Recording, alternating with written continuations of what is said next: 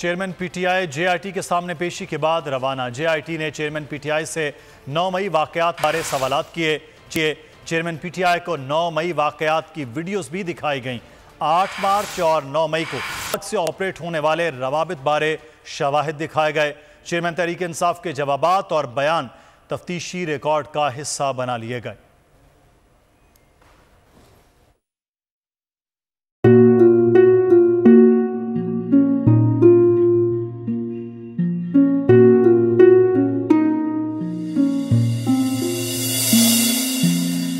अपना घर यूं छोड़ के आखिर बोल किधर जाएगा।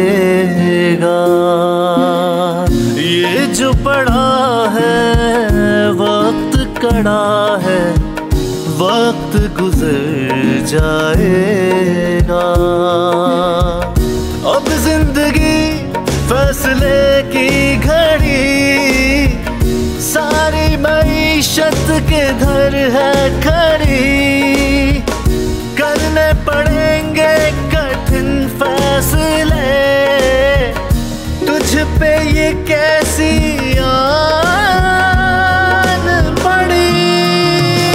देखना अब कुछ यूं बदलेगा हमारा पाकिस्तान, खुशियाँ वापस ला कर देगा हमारा पाकिस्तान। देखना अब कुछ यूं बदलेगा हमारा पाकिस्तान, खुशियाँ वापस ला कर देगा हमारा पाकिस्तान।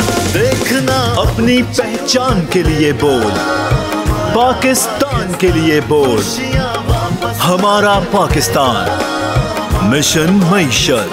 देखना